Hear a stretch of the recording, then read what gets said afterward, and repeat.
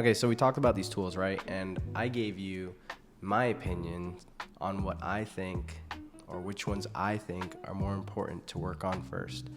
But that caveats now into the blueprint, right? So you have the tools, and now you have the mission, right? Like, what are you looking at? Oh, this is a blueprint. Who gave this to you, right? I said it earlier, right? It's like mass produced, like, live the American dream. Like, this is the blueprint that we're all given. Fuck that, dude. It's not it. It's not it. It's not it, right?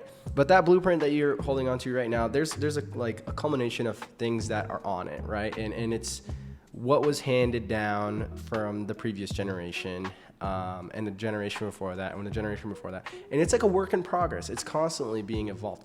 And maybe, much like myself, you are in a position now where you're looking at this thing and you're like, this doesn't make any sense, dog, okay?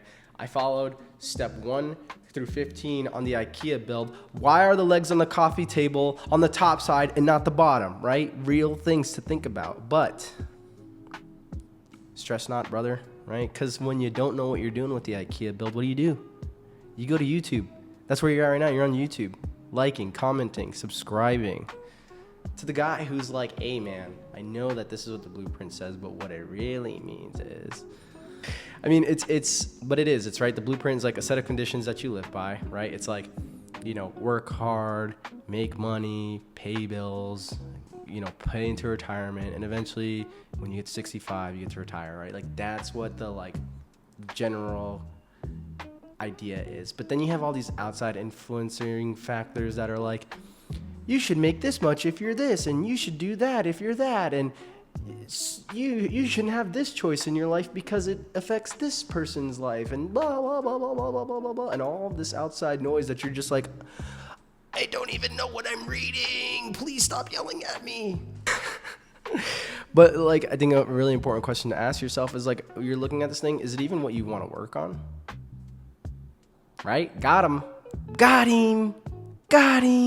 So I talked about building something that stands above the bull crap, right? We're working on censoring here. As we grow, we are becoming more and more relatable to the masses, right? Actually, people who curse, it's like a high indicator of truth telling. So, take what I say with a grain of fucking salt, right? Yeah, so what do I mean by building something that stands above the bull crap, right? The stands above the nonsense.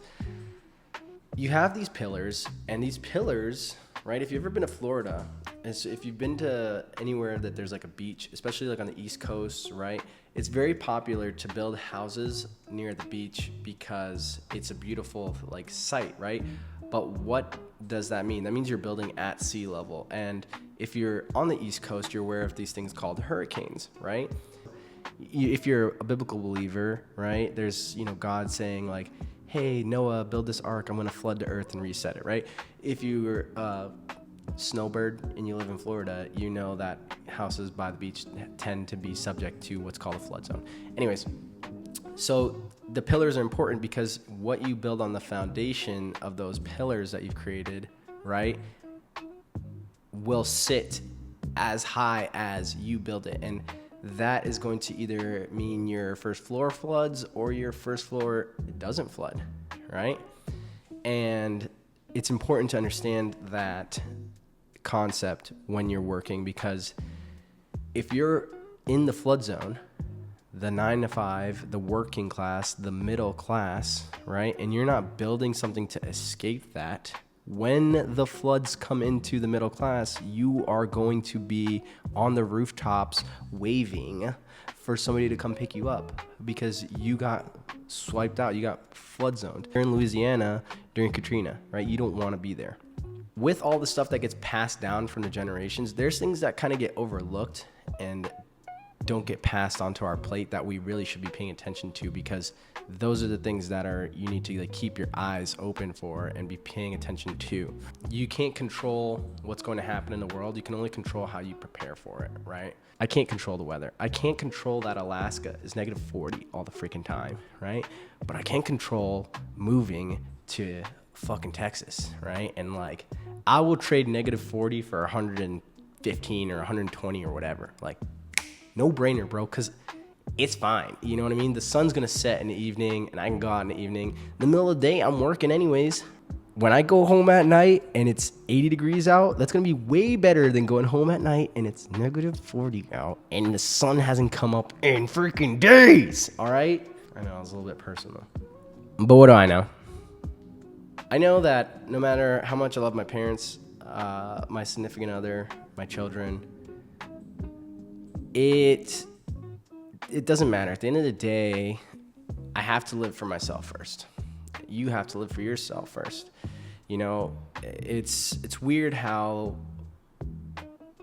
when you start to do things for yourself, you will see how everything else falls in line.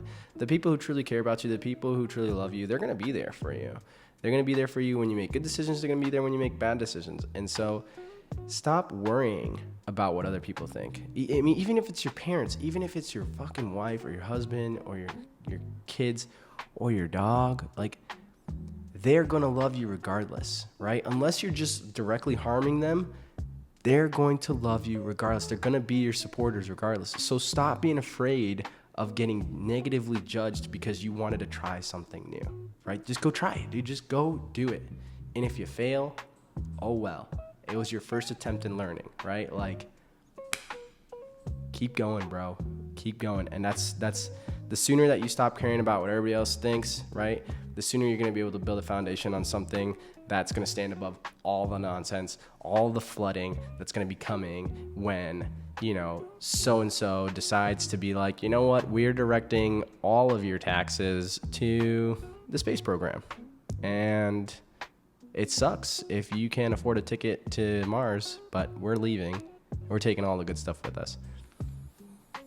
Or try and get yourself in a position where you can be like, I want a ticket.